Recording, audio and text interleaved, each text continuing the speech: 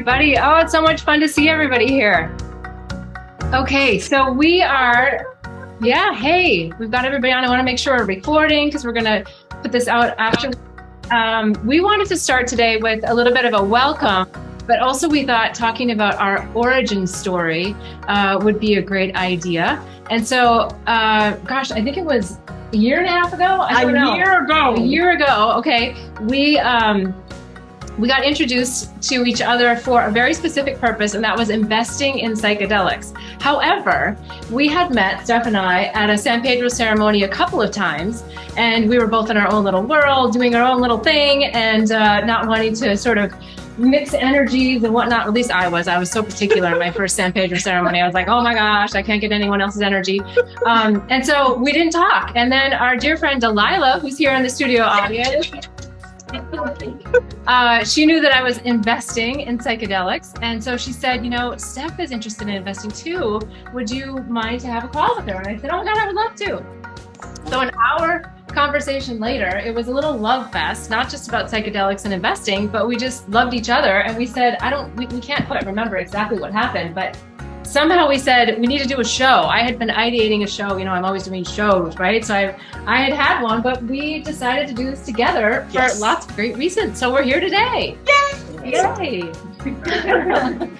And anything else I'm missing about the origin of our show? No, that is pretty much it. I have always been interested in, this is a really new sector, but I was interested in psychedelics, but from a metaphysical analytics perspective.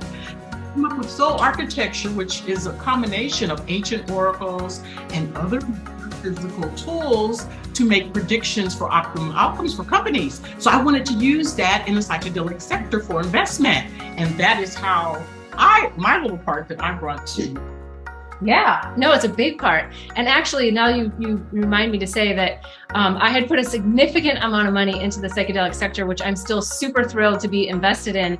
But a lot has happened on the stock market. And knowing that Steph does card readings, tarot cards, and her soul architecture, we said, hey, let's look at this from like a multi-dimensional view. Let's not just look at what we see on the press releases and what we see in the stock market. Let's go like a notch above, be the multi-dimensional advisors that we know we are, and bring in some real information and energy. And it's been fascinating, actually, the card readings and the questions we've asked and the things that have been predicted. And so we're going to go through some of that today too. So it's very, very exciting. It is.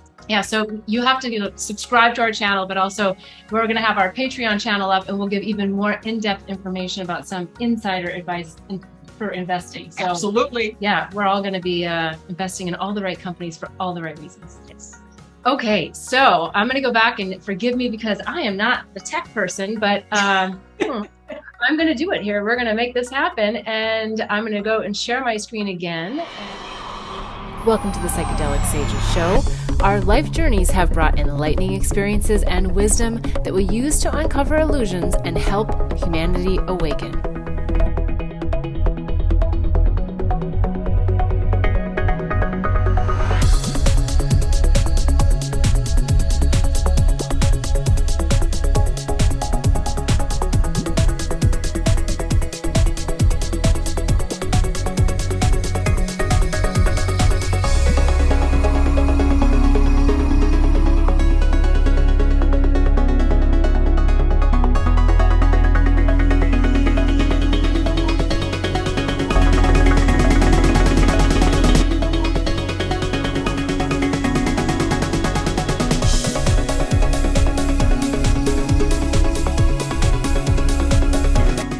Multidimensional advisors on a mission to educate, provide intuitive insights, and truth bust while being watchdogs and guides for topics around spiritual medicines, more commonly referred to as psychedelics.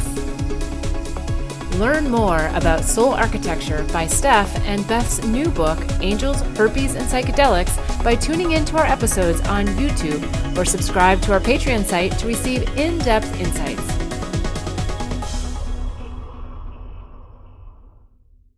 Okay, so we thought what we'd do now is there's a video, so we've been doing a lot of recordings, and there's a particular video that we thought just captured the why behind our show, and we actually talk about it at the end. So this one's about a 6-minute clip. I think you're going to find it really interesting. Roland Griffith, and we'll just roll the tape and see what you guys think. Roll it, Beth. Okay.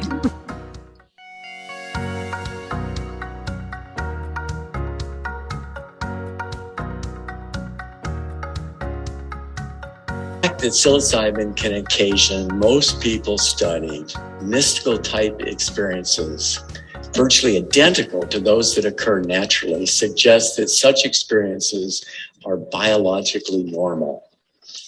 And it raises the question, why are we wired to have these salient, felt to be sacred experiences of encountering ultimate reality, of the interconnectedness of all people and all things, experiences that are arguably provide the very basis of our ethical and moral codes common to all the world's religions?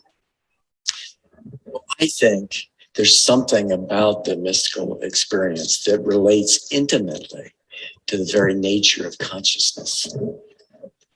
Just reflect on the mysterious truth that if you direct your attention inward, you become aware that you're aware. An indisputable and profound inner knowing arises that we can all access individually and perhaps collectively. I think this inner knowing is at the core of our humanity. We recognize at some deep level that we're all in this together.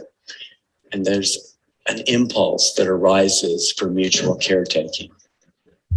I further believe that investigation of this inner knowing through contemplative and other spiritual practices can give rise to profound worldview shifts of an uplifting kind, an awakening to a sense of freedom, peace, joy, and gratitude that most people simply find unimaginable.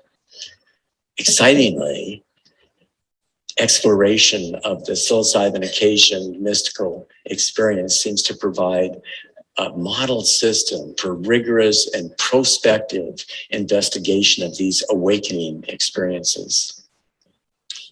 Further research will surely reveal underlying biological mechanisms of action, will likely result in an array of therapeutic applications. And more importantly, because such experiences are foundationally related to our moral and our ethical understandings, further research may ultimately prove to be crucial to the very survival of our species. Thank you. So there's a lot there, and I wanted to just kind of keep letting it roll, because I think if there's a why are we doing this show, he's just summarized it perfectly, because it is all about the awakening of humanity to know that there is a different way. We do not have to schlep through this third dimensional reality, and opening our consciousness and expanding our consciousness to this peace, joy, and love isn't the hippie movement of the 60s and 70s. I mean, there's an element of that, but that's not even what we're talking about here. We're talking about people really going into the inward journey and search and being connected to God, being connected to others in that same way. So I know you're just as excited about it as I am. Oh gosh, it's just the latent awakening of the power of the human being. It's what we were always meant to be, without all the limits and limitations that we set upon ourselves set upon us by society and others. It's an amazing new time of awakening and ascension. And I just love the way he put it in from a scientist. I know. Oh, yes, I have hope. Yes, I do too.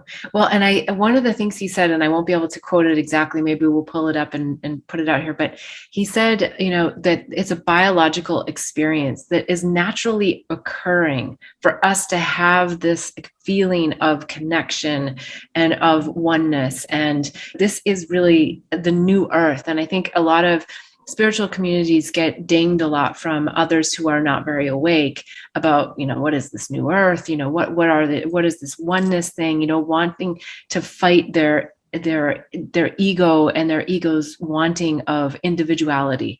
We're still here as individuals. We're still here expressing ourselves as as Beth Bell and Stephanie Salt, but we're connected to an energy, a source that we're from at such a larger level. I mean, this is, people go to church because they want to feel connected, because they want to feel close to God, because they want to feel close to, but the scriptures have a lot of infiltration that is nothing about you being God, nothing about you being a part of God in the truest form and sense.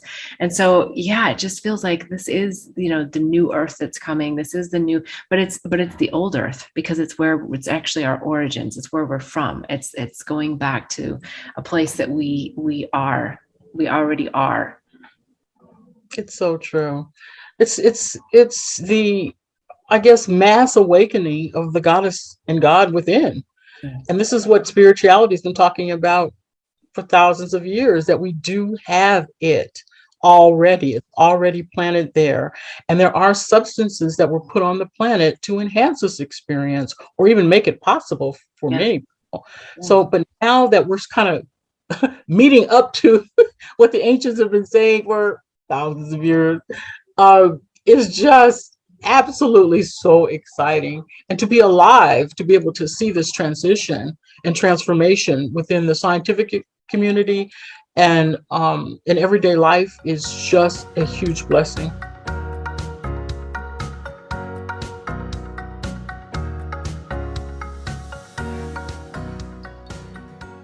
We're going to go into a series of clips that we've taken from the show. And so they are like less than a minute in most cases, and they're little snippets from the longer version of the episode. So we're going to go right into that. And if you have questions, again, please write it in the chat. And also, if you would mind, please mute yourself because we're hearing some background noise. But so take a listen.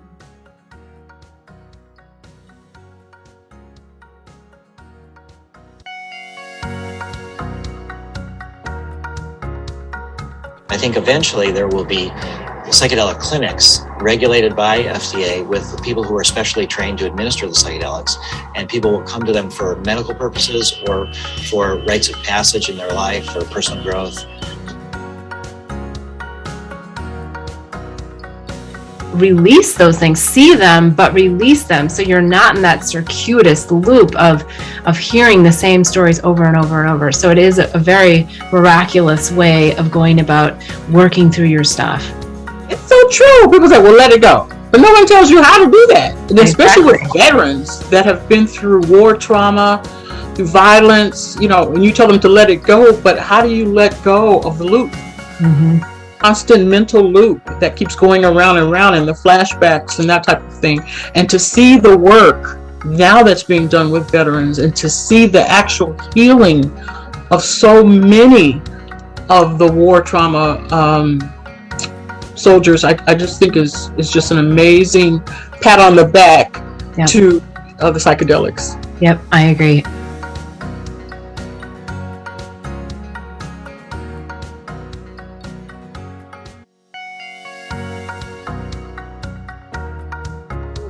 We call it the power of the purge. The vomiting is really, really an important part of it. But also, I'm going to say this, is to look at the vomit, to look at what's coming out of your being. And there's messages in that. I know it certainly was for me. And that's part of it, to see what you're actually purging. And there's usually profound messages, and I know that sounds pretty gross, but again, as part of the preparation and the understanding of what you're actually releasing is part of the gift of this medicine. Yeah, and I also just want to add that, it's not about whether you purge or not, whether it worked or not, whether you're clean, clear or not. Your body is going to work with the medicines in whatever way it needs to release the toxins. For me, I haven't had a lot of purging in that way, but I know that my purging has still come through my intestinal tract and still has released out of my body. So this whole judgment around, not yours, but people's judgment around purging is just not necessary.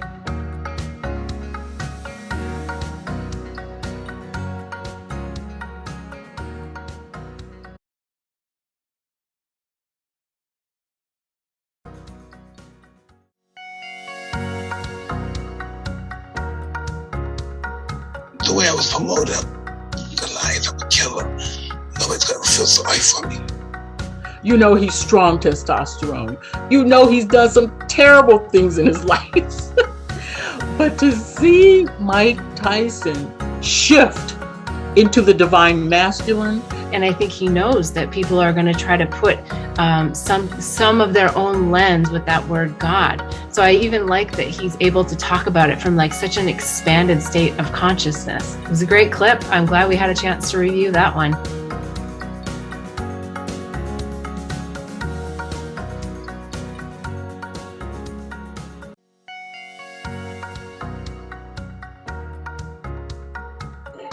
There is a difference between philosophy. There is a difference between physical dimensions of life. Chemistry is just a physical dimension in a certain way. And there is a big difference between all those things and becoming awakened. It's a completely different thing. I love it. I think his words of wisdom are perfect.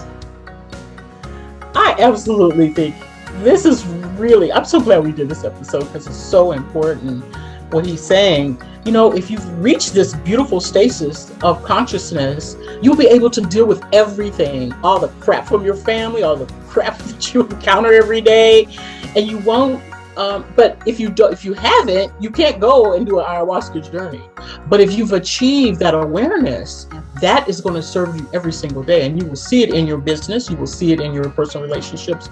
You will see it in being able to manifest love relationships, abundance, and all different types of things if you have done the work and you are in that beautiful state of unconditional love and understanding. And that's what he's talking about. That's what we're trying to get to. But the psychedelics don't keep you there. And I think you've still got to do the work. I agree. And I'll just add one more thing about that I feel like psychedelics, especially plant-based medicines, it's all about feeling called to it. It isn't a quick fix. It's not for everyone. As we've said before, you know, it was really only something that the shamans did. And I think if you really understand the purpose behind them, you understand how much of that work is, and then you're not called to do this over and over and over and over. That's the mind starting to come in and play some trickery on you.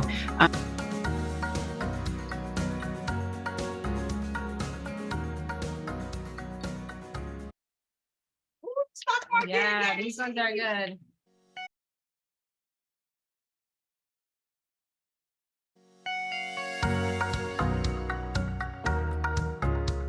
I'm just curious, you know, if we could get into the minds of these CEOs and understand what they're trying to do and jostling themselves to be a better target for a buyout. It would be very, very interesting to see who's doing what and who's having what communications. Well, oh my God. Yes, last year was Founders Paradise. $15 a share. Some of them down to $4 a share. Yeah. It was Founders Paradise. And you know some of the companies that the founders absolutely benefited from the high share price. But you look at it now, the share prices are low. It's a great time for Big Pharma to buy cheap.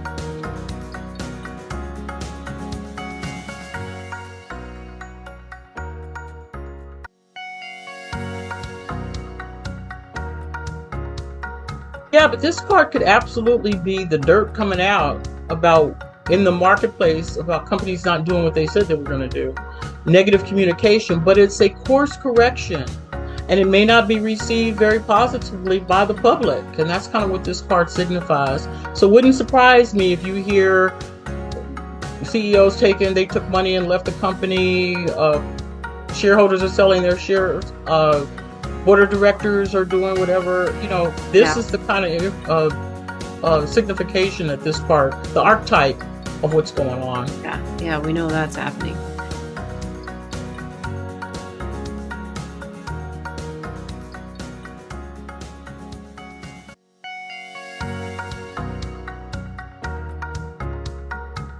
Up. Right there. Oh my gosh. Look at that. Oh, okay. I wasn't expecting that. Whoa, I wasn't expecting that.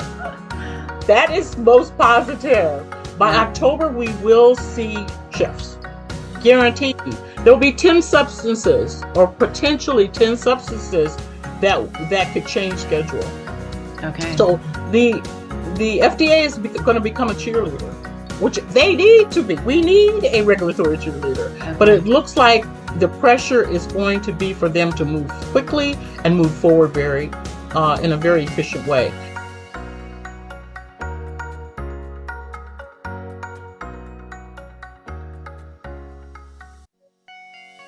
Okay, so I wanted to pause it, and now I've screwed it up, but hold on a second here. And the train is cheering me on. Okay. Psychedelics! As I wanted to say that there was a prediction that Steph had made, and as you can see, wait. Okay, woo, jeez, good thing I have somebody that knows what they're doing here. So I'm going to go back to the video in a second, because that was one of the things I just threw in last minute, actually, where the FDA, we were like, why is the FDA coming up? You know, like we I don't think we were even asking so much about that. We certainly weren't asking about particular molecules or anything. And then within a couple of days, the FDA put out this press release and said that 5 molecules they were not going to put it into, a Schedule 1. And so It was amazing that she had picked up on this. And so there's a lot of these things where we're having our episodes, and then boom, something will happen, and we're kind of like, why did that come up then? And so it's been really fun and fascinating. And keep in mind, we're only giving you guys the little snippets of all these clips. So I know that you're like, wait, what was going on around the rest of that episode? But the whole point is to wet your whistle a little bit and get you in there to watch the full episodes of all these that are already on our Psychedelic Sages podcast. So we've got just another, I think only one more section that we're going to talk about, the company card reading. So we ask some questions specific to companies. We're finding this super fun because we're investing, and I have a lot of money involved, and I want to make sure that. Talk about that, well, let's just say I put in a lot of money into the psychedelic sector, and right now my money is down significantly, but I still have hope and faith and believe in the companies that I have invested in. And so we're looking not just at the ones that I've invested in, of course, we're looking at all of the ones that we feel are really there. And I also want to say that I think one of the reasons why we really connected was a lot of people start a company to make money, and there's nothing wrong with that. That's what a lot of people do. But when it comes to psychedelics, we really want to find the people who are starting the companies for the core reason of helping humanity awaken and helping humanity get out of the suffering. Absolutely. So we're trying to help other investors not fall into the bait and switch ideas. A lot of people are jumping on board with psychedelics right now.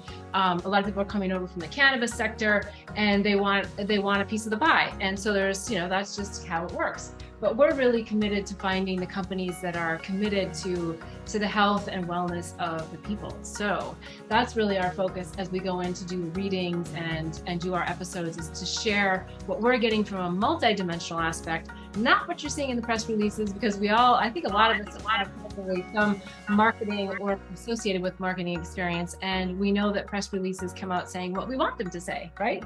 So I think what we bring is just a huge value that is something that's unseen. Absolutely. And we're able to dig in and get some real dirt on some of the founders. This is true. We're looking at the heart of the company, and we're looking at the heart of the CEO as well, and what that actually is how it's going to manifest in the marketplace.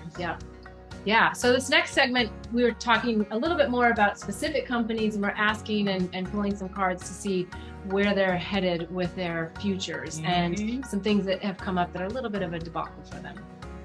All right, let's see if I can get us back over to share the screen.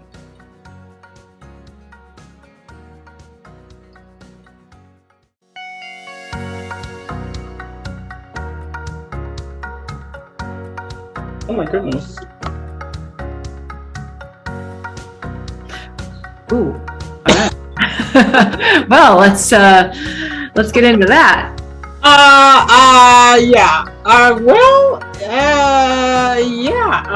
Okay. Now, when I see this, I said, okay, this is pretty negative, one of the most negative parts, but negativity is not bad. It shows us what we need to work on. It shows us some of the challenges. So I would say this merger is challenged.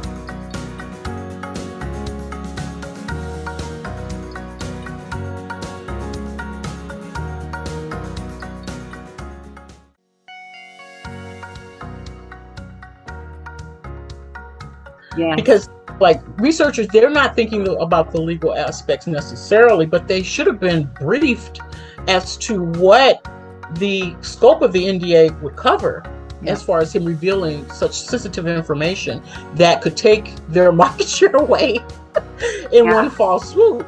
So I would be interested to know. And there's other things, who owns the whiteboard? I know, when I was representing one of the largest companies in the Southern Hemisphere, I was making sure that when they were on our permit, we own the whiteboard. So our permit is the whiteboard. So small things like that. But he could have just went and sketched out. We don't know what happened in that particular negotiation or meeting, but probably too much was said. Here's my advice, if anybody from Compass or Scott is listening. I would take Comp 360, all the key players, go into ceremony, take it, and come out and let the plant tell them how to resolve this out of court, save the money, put the money into the research. We know that money has to be made, come up with something that is fair and agreeable to all parties. That's my recommendation.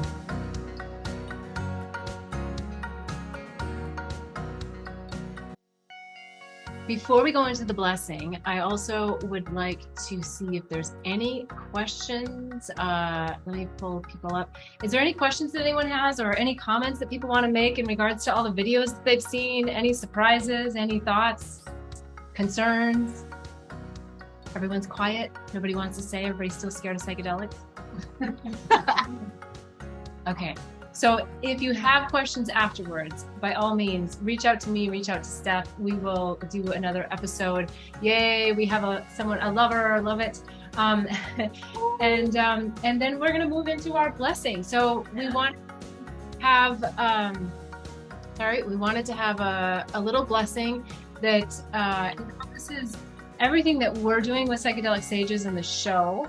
All the people in the room and all the beautiful people who are serving medicines and all the researchers, the industry as a whole, so that we can really help humanity with the show, that psychedelics can be utilized in the appropriate set and setting for individuals, and that the FDA is approving the psychedelics, we think in 2023. MAPS has done their phase 3 clinical trial. It's been fast-tracked by the FDA for MDMA. So there's lots of promising stuff. This isn't just sort of a pie-in-the-sky idea. This is a legit thing. And it was so fun to see that prediction from Rick Doblin, who is the founder of MAPS, which is really the leading nonprofit organization running a lot of this research, that, in, what was it, 2010, that he was predicting that this was going to be the case. And so he's really been spearheading this movement all along. And then so many others have also come on board and shared so much. So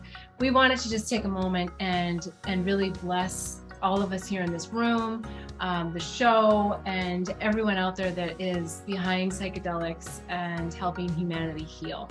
And thank the psychedelics, because if it wasn't for the psychedelics, I certainly wouldn't be sitting here. My child certainly wouldn't be sitting with this beautiful man that she's getting ready to marry. All the upliftment, the downloads, the uploads, all the wonderful experiences I've had that have really moved me into my ascension path. And I am so grateful. Okay, so there is good. And the good question is what is the cost to do a psychedelic? Now, the only psychedelic that is available legally is ketamine. So there are ketamine clinics. There's a particular company that I happen to like. It's called Field Trip, and I like them because they have just an incredible set and setting. I'm also doing my book launch party there, which is a whole nother story of how that aligned. But they really have a beautiful space. They have licensed practitioners. I mean, all of the clinics do. There's a lot of clinics around the country. I don't know the names of all of them, and I don't know what their cost structures are. So I think some of these clinics are a little bit more on the expensive side, but they also have different payment plans.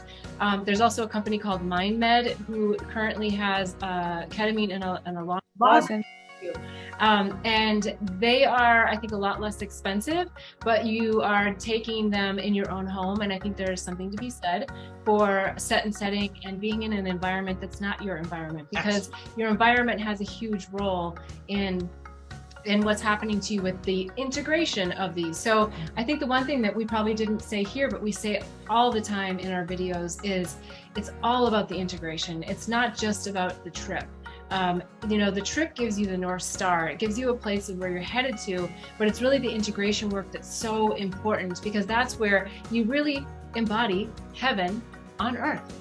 And that's what it's all about, breaking through the constraints of the mind and the craziness of what the mind is. And most people, in fact, I have to say, I did not, even though I've studied A Course in Miracles, I've done every modality almost under the sun.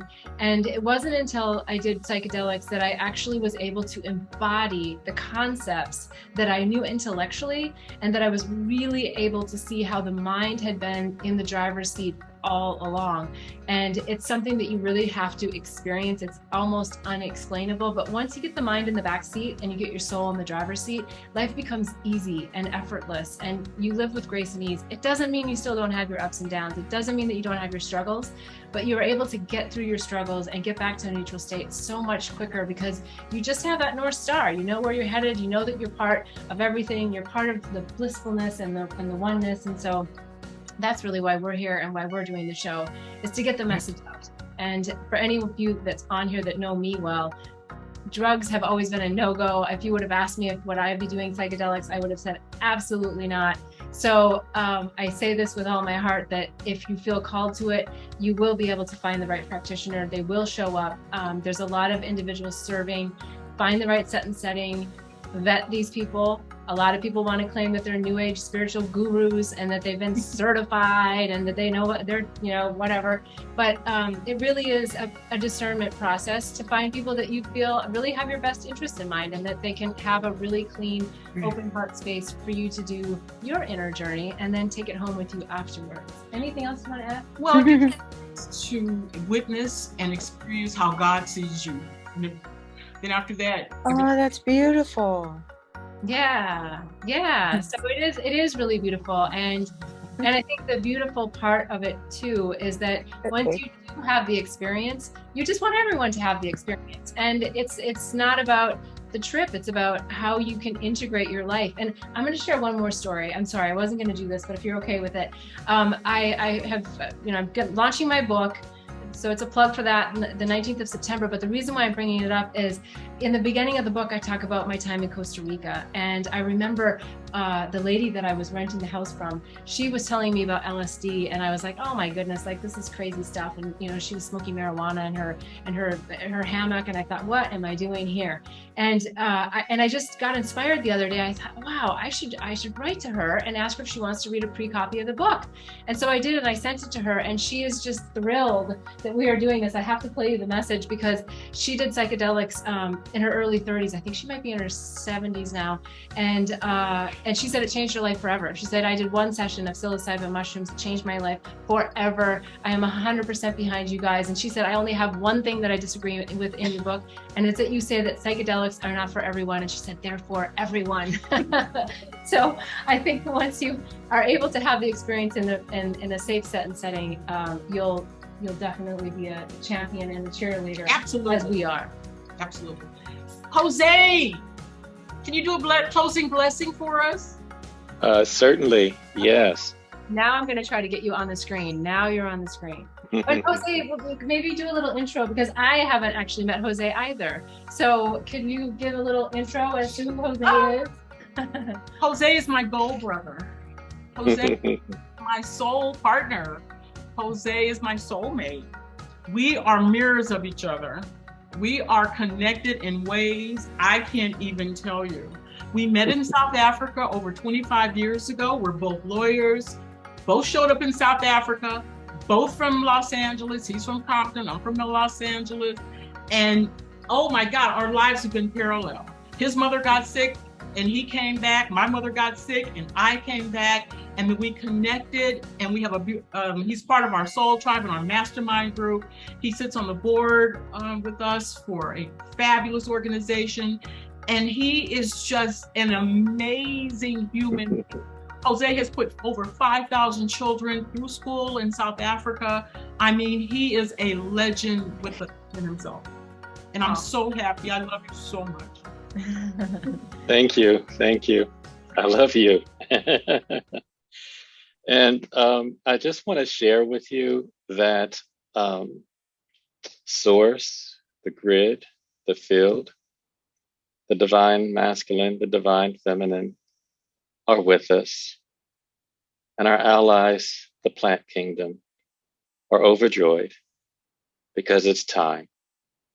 It's time for them to be our allies, to open our eyes, especially our third one, and to allow us to remember why our souls chose to come back.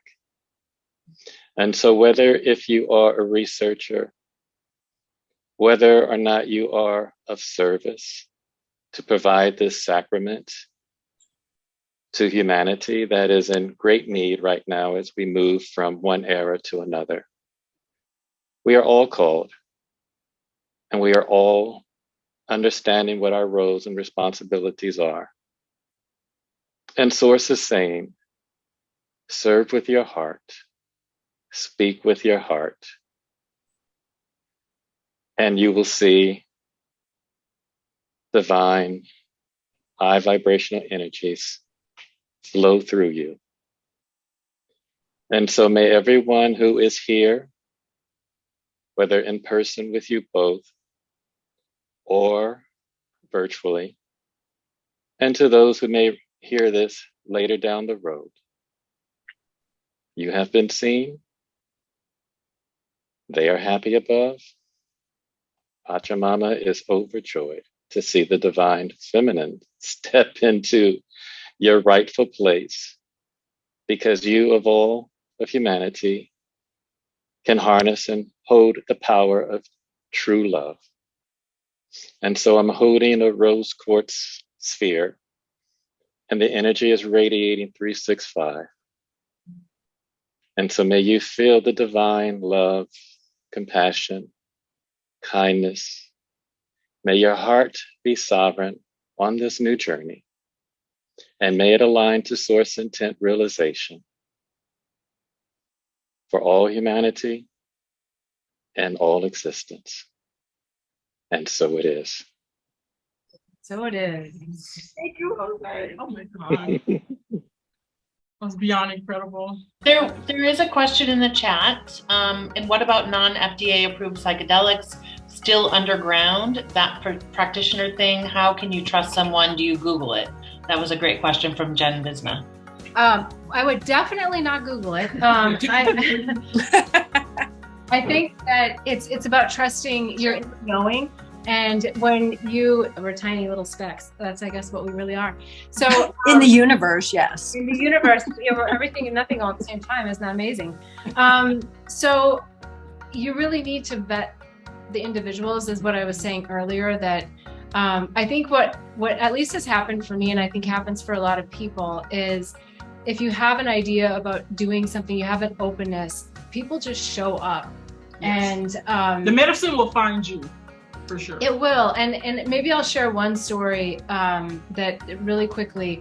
I had heard about ayahuasca, and I was kind of like, yeah, I don't really know if I need to do that puking thing. I was like, I don't know, that's a little much. Like, there's like other ways to like have really nice experiences. And so one night, I don't know that I had anything on my mind, and I wasn't thinking about ayahuasca, but I had a dream that I was actually up on stage back in my corporate life. And this was maybe, I don't know, let's just say a year and a half ago. It wasn't that long ago.